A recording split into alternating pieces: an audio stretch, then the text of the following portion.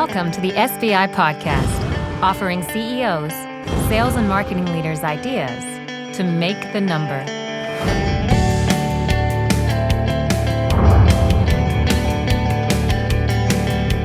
Welcome to the SBI Podcast, a weekly broadcast dedicated to helping you make your number by getting your peers to share with you how they are making theirs.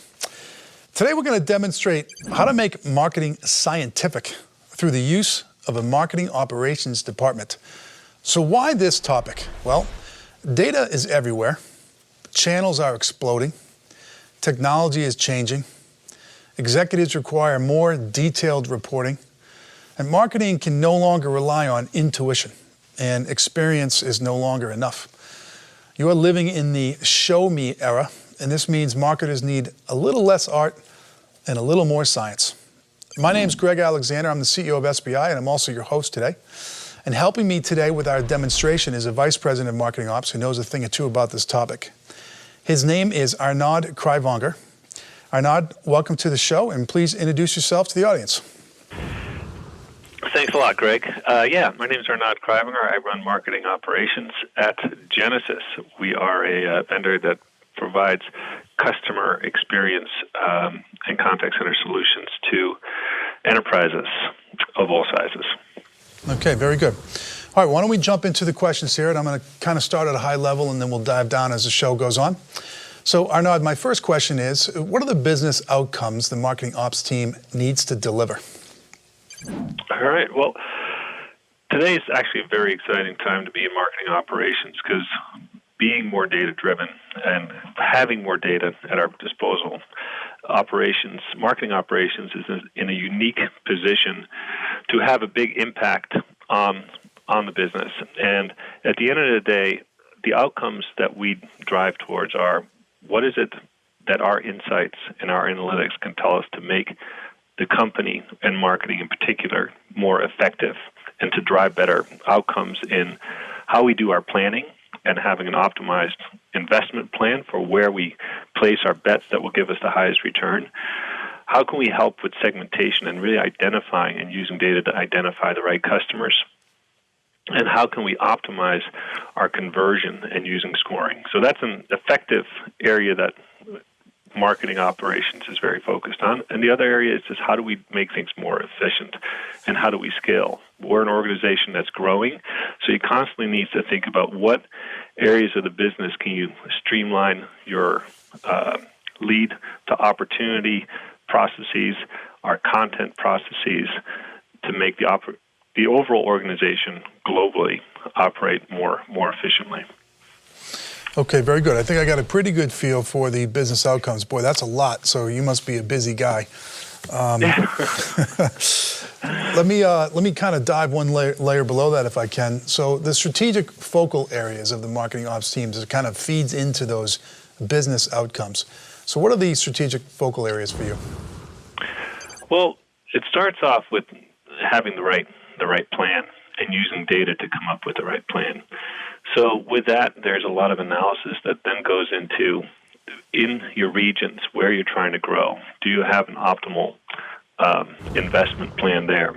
Taking a look at how all your programs are performing, which ones are really sourcing opportunities, pipeline, and wins, and which ones provide a lift in how you can influence opportunities, be it influence them by accelerating a deal or winning more deals.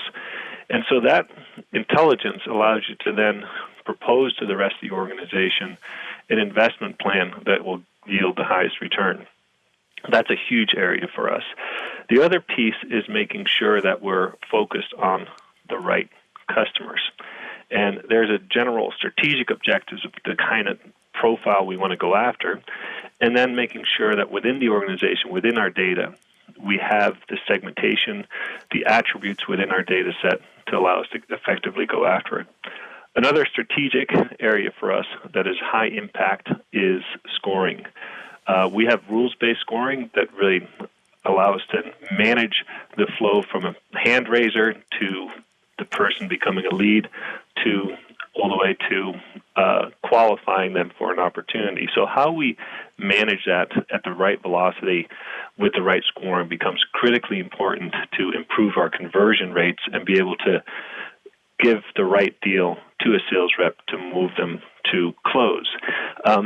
And those are based on rules that we put in place, in addition to using predictive technologies that use a much greater data set to identify those leads that we need to engage with our lead development reps and qualify them and get them over to a sales rep. Other areas that are becoming increasingly important is beyond, as I mentioned, just the types of activities that source opportunities, also getting much greater intelligence about what types of marketing touches make a difference throughout the buying cycle. It's never one activity that is responsible for winning or sourcing an opportunity. You have many touches along that buying cycle, and understanding which ones give you a lift, accelerate, or progress an opportunity along becomes critically important. So those things are things that we're looking at closely, again, to provide guidance to the next of the organization as to what touches or combination of touches will make a big difference. The area, so that's strategic from an effectiveness side. From an efficiency side, it's really looking more closely and using data to understand what areas of our lead to sales processes we can improve, and looking at velocity in terms of at what point does an opportunity not become useful for a salesperson to handle anymore, meaning that if it's not actioned within a certain time frame, the chances of winning become nil. And using some of that data and effectiveness data throughout each stage, and then putting that back into our processes to make sure we have the proper SLAs from beginning to end, allow us to operate much more efficiently and allow us to really make sure we work on the right things that have the greatest chance of converting. And beyond that, just the final piece around those processes is not just putting those processes in place, but continuing to educate and having the dialogues and training together with sales that allow us to be fully aligned. That goes into training, that goes into a cadence where we review how these processes are working, and that's between lead development, marketing, and sales, to highlight areas where we need to improve and make sure that we stay completely connected on this process versus just saying, here's a process and let's just hope it works out fine. Mm-hmm. Fantastic. We're talking about making marketing scientific, and you just heard a lot of reasons and ways to do that. Type of touches, predictive analytics, rules-based scoring, investment plan creation and execution, program performance, influencing opportunities, both accelerating them and increasing the win rate. Just great examples of what it means to be a scientific marketing department. Okay, Arnaud, let me shift the focus here just quickly towards organization. So many of the people that are listening to this might not have marketing ops in place, or if they do, maybe they're early in their journey, and obviously you have a mature team there. So could you describe the marketing ops organizational chart, and specifically the working relationships with a few stakeholder groups: executive leadership, product management, sales management, finance, and IT? You got it. So the way we're organized is, one, it's these functional areas of expertise. Marketing process, one person is a marketing process and training lead, and also provides execution and kind of shared services for campaign execution support in the region. We have a data and systems lead, really understanding the full ecosystem of applications, data, how all these pieces fit together for our entire environment. We have an analytics lead, a team that really does all the analytics and builds the insights and really comes up with the top questions that our analytics need to answer, as well as builds the KPI reporting for various parts, for various stakeholders within the organization. We have a budget and planning lead, and I think it's important to note that these, and it's critical to our success, that everybody has a deep understanding of each other's function. These are not silos. They are extremely interdependent. And so any success within one is really shared by all, because it takes, if you're looking at a planning or an investment plan, it takes analytics, it takes data, and it takes all these different pieces together to make it successful. But that's how we're structured. In terms of our how we interact with other parts of the business, executive leadership. So we are part of the overall planning process and provide insight into the company and marketing planning cycle. We interlock very closely with sales in terms of identifying how we then develop our strategic plan. We're also sharing our reporting and our KPIs with them on a quarterly basis that rolls up to our board. From a product management standpoint, it's providing insights in analytics. So for their various solution areas, having within easy reach and easy access, real-time views into what the pipeline and the waterfall looks like, so they get the early indicators about what's happening with their products, what kind of messages and campaigns are resonating, and have a view into how marketing is supporting success within specific product or solution areas. Sales management, it's part of the planning. We have joint KPIs, so they're areas where, from a marketing standpoint, we really want to focus at, but from a company and kind of board level, if you will, KPI, we carry those together with sales, which really ensures that we're fully aligned and looking at the same end result that we want to achieve to support our company growth plans.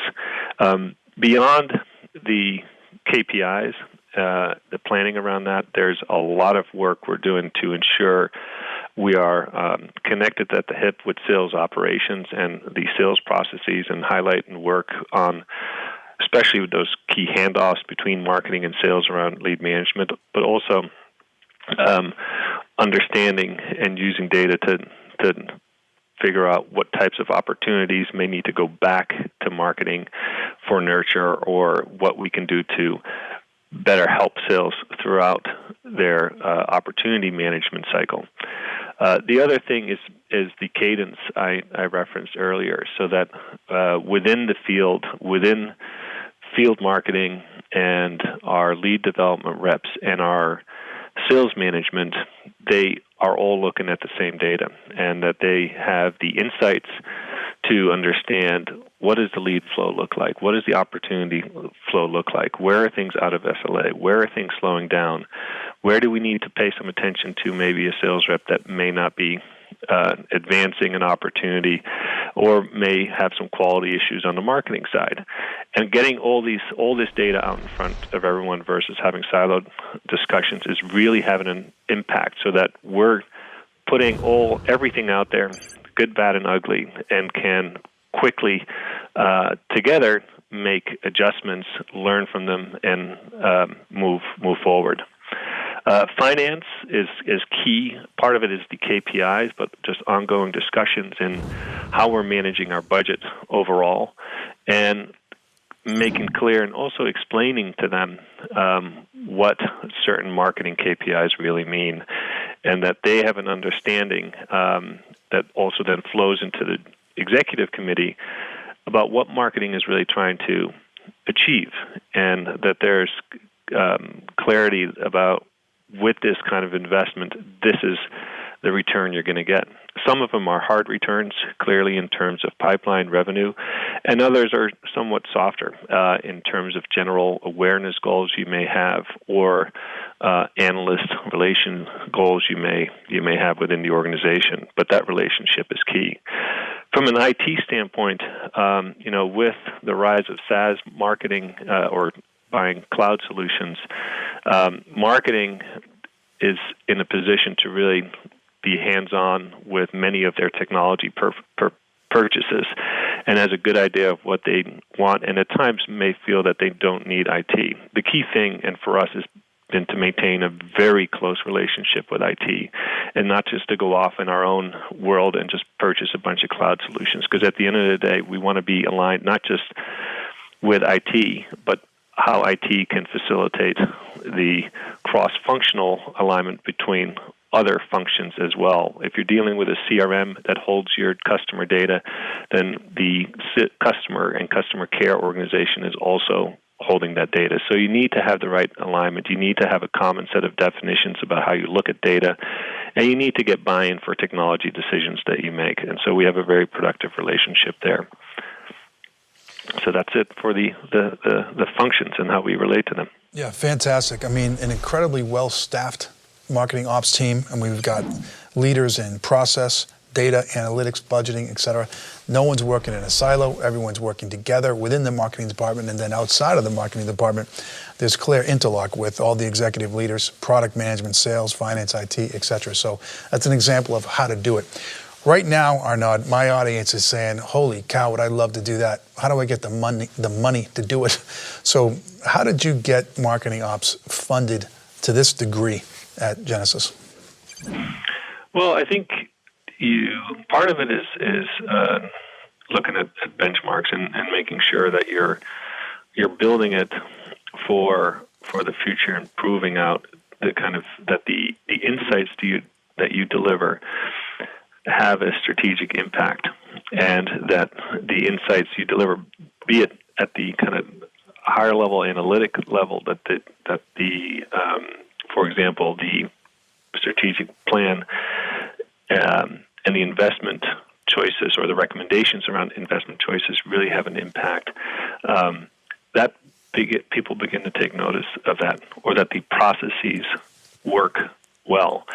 So I think it is getting some successes and getting some wins that continue to build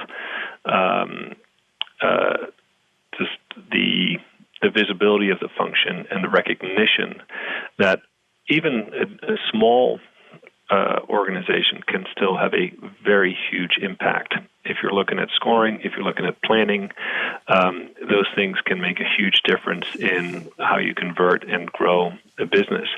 And I think to the extent that the organization culturally becomes more data savvy, and the more you're also sharing that data, making it accessible to the organization, the more people realize that funding is going to be critical to their growth strategy and to making everyone else within the organization more successful. Yeah. Okay. All right, we're going to take a quick break. During the break, think about the 4 questions I asked Arnaud. Do you know the answers? Do you like the answers? If you need to get tighter in this area, or if you need to build a marketing ops team from scratch, I think we might be able to help you. Consider having one of our experts spend some time with you in a workshop. To get a feel for what is covered in this workshop, go to sbi.tips/2017 workbook and download a copy of the workbook we use in these sessions, and specifically turn to pages 248 to 251. Okay, this is the podcast. We'll be right back.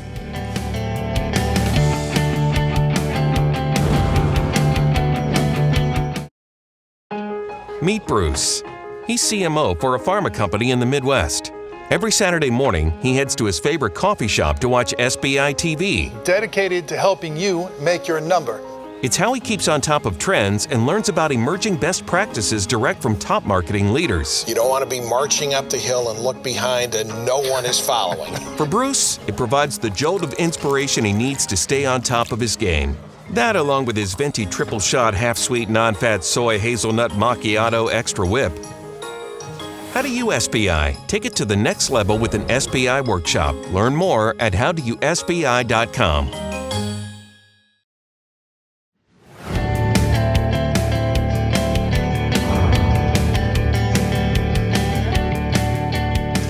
Welcome back. You are listening to the SBI podcast. I'm your host, Greg Alexander, and today's guest is Arnaud Kraajvanger, VP of Marketing Ops at Genesys.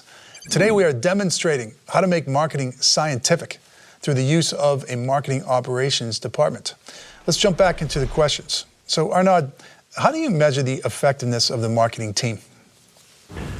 So we work with all functions within marketing and develop specific KPIs with them. And they look at KPIs throughout the buying cycle. From awareness, we're looking at share of voice. So from a public relations standpoint, a social and analyst standpoint, how are we defining success, and how we're looking to push ourselves, be it for analyst coverage or be in a better position than the competition in how we are driving the conversation within our space. You get your demand gen KPIs, and that really focuses on opportunities, pipeline, and wins, with an emphasis for us on driving new logo pipeline. And that's continuing to transition more to a revenue marketing model, if you will, where it's less about just the numbers of opportunities, numbers of leads, but having everybody focused on the outcome. What is the dollar value that you're generating in pipeline, open pipeline, and in wins? The other demand gen metric that we're getting more sophisticated around is influence. So for deals that we win, what percentage of those are we influencing with some type of marketing engagement? The last piece is enablement, and it's a critical function for marketing, especially in B2B software selling to high-end and to in more complex sales cycles, where you need to train and enable the sales force with the right tools to be successful. The measure and how we look at that is, at the end of the day, it comes down to, does all this help them improve their ability to sell, and does it help them win more? So we look closely at win rates, and that's in the joint KPI that we carry with sales.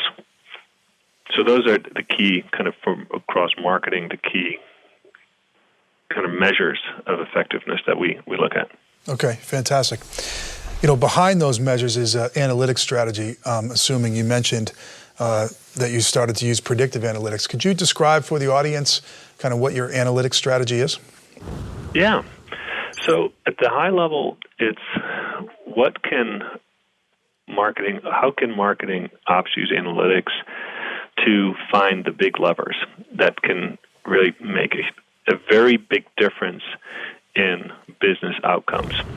Specifically, looking at our campaign strategy, our campaign portfolio, our channel portfolio, if you will, the different kinds of, do we do events, do we do online, web, third party?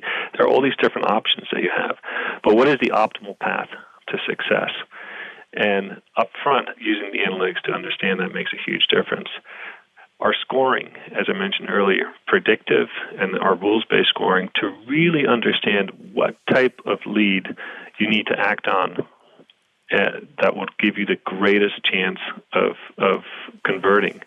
So those are and then I mentioned earlier the multi-touch. So those are, from an analytical project standpoint, those are the areas where we are constantly working. It's not you do a predictive scoring exercise, you put it in the system and it runs by itself. You're constantly optimizing, reviewing, sharing, updating to improve the effectiveness. And those are the big levers that can really have a big difference. The other thing is, and it's proven that the more data and insights and analytics you're providing to the rest of the organization, the better performing the whole organization will be. And so it's a big focus for us to arm our campaign managers, our field marketing folks, with insights that look at everything that's happening within their business, and where they can quickly diagnose where things are not working well, or where there are some leading indicators that may look like they'll be in trouble, so that they can make adjustments in the field using that data to improve how they're executing and how they're going about their marketing. So there's that analytics piece for getting those nuggets that will have a massive impact, in addition to sharing and getting the entire organization more analytical and data savvy to make better decisions. Because too often still you find marketing organizations still making the same mistakes and not continually learning from what they've done in the past, using data to make better decisions, and how they then improve conversions, improve program performance, etc. Yeah. Okay, so we had a very clear kind of measurement system, awareness, demand gen, enablement, that was supported with this analytic strategy, things like rule-based scoring. Let's now get to systems. So I'm sure you've got a pretty well thought out and robust systems architecture that supports all of this. Could you share that with the audience? Yeah. So we have as you mentioned, a pretty big ecosystem of applications and tools to help us manage the business of marketing, if you will. Some of the key components is we use Salesforce for our CRM. We use Marketo for our marketing automation and scoring. We use Mintigo for predictive, and we use Genesys, our own solution, to manage the engagement. And all those pieces are integrated. So when a phone call comes in to one of our lead development reps, or if we proactively have a chat on our website to a prospect that we push that chat based on understanding, again, and analytics of where we think that person is in the buying cycle, that lead development rep then has all that journey information about where that LDR or where that prospect has been. So those are some key elements. Now, the data flows into a big SQL database, and that's where we align with the IT team, where that provides that kind of an analytics backbone for us to do our dashboards and our analytics. We have Tableau on top of that we use for the dashboards that we build for executives and for all the various stakeholders within the organization. Beyond that, we have tied into this a project management tool that supports both the ongoing requests that come into the organization, either some systems that need to be addressed, or questions, or just a ticketing tool, in addition to making sure that we're managing effectively all the key initiatives that we are working through within the organization. So the key thing there is just a level of integration between these various solutions, so that through each stage of the buying cycle, we're able to not just have that data pass on, but also leverage it for much deeper analytical purposes. Yep. Okay, fantastic. So we have a well thought out tech stack there that seamlessly moves the buyer along their journey. That was a great example. Again, another example of how you can make marketing scientific through the use of technology. Okay, let's take another break. Before you come back, head over to Apple's App Store and download the SBI app. This will allow you to get all of SBI's sales and marketing content like this show in a mobile-friendly way. So we have one more segment with Arnaud after the break. We'll be back in just a few short seconds.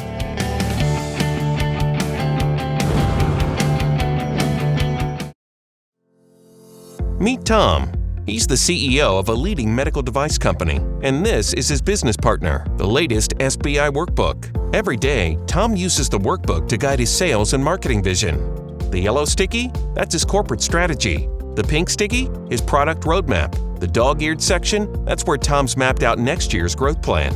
The stain on the cover? That's from the champagne he popped open when they made their Q4 number. That was a good day, wasn't it, Mr. Workbook? How do you SBI? Take it to the next level with the SBI Workbook. Order your copy today at howdoyousbi.com.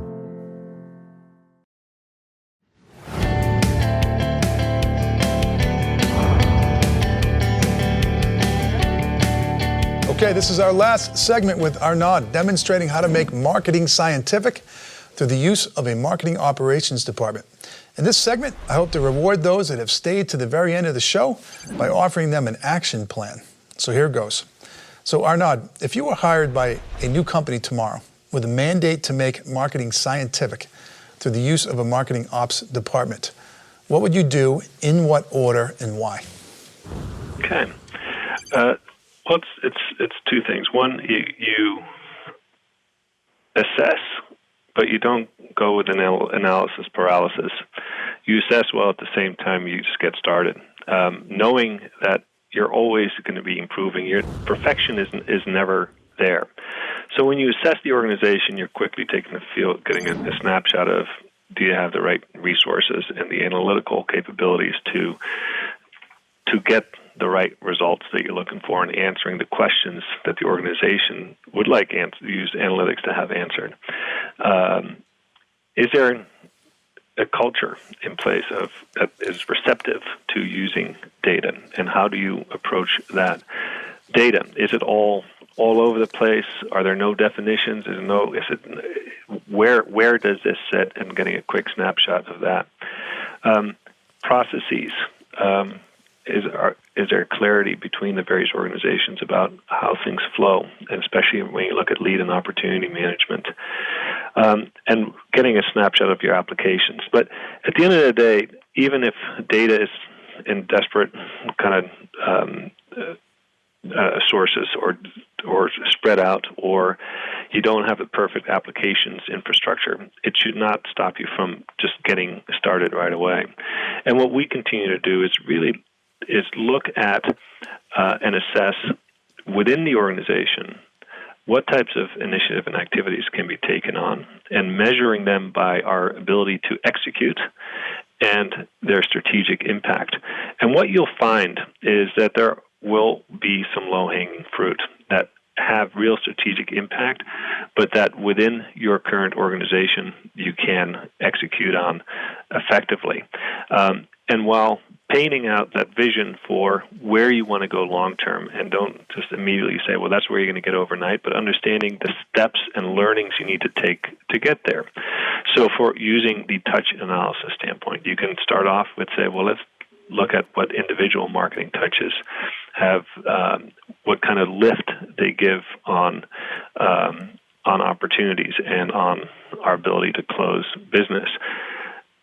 Do that, and then build from there to a multi-touch analysis and understanding what combination of touches makes sense. So I would say, to kind of take a step back, understand what you have to play with, and begin to map out how you get the right people, culture, data, and processes, and provide the right education for people. You may have great talents in your organization, but you need to up-level their skills and get them to the right training, which can be very exciting and motivating for a team to build a more data-centric or data-driven marketing ops organization. And then getting your successes quickly and using that as a path to building, understanding, sophistication, and insights, and greater insights over time. Okay. All right, very good. All right, so Arnaud, we're out of time here. That was a great demonstration on how to make marketing scientific through the use of marketing ops. Thank you for sharing your approach with our audience. Absolutely. I really enjoyed it, and thanks for having me. Okay. All right, I also want to thank the SBI audience for tuning in. You have made this the most popular podcast in its category in 2016. Really appreciate your loyalty, and keep up those killer download numbers. If you want to learn more about this topic or the other areas we focus on, go to salesbenchmarkindex.com/register and create an account. This allows you to personalize your experience with our content. So, for example, you can choose the topics you're interested in and also how often you want to learn about them. Okay, that's it for today. As always, until next time, I wish you good luck as you try and make your number. This has been the SBI Podcast. For more information on SBI services, case studies, the SBI team and how we work, or to subscribe to our other offerings, please visit us at salesbenchmarkindex.com.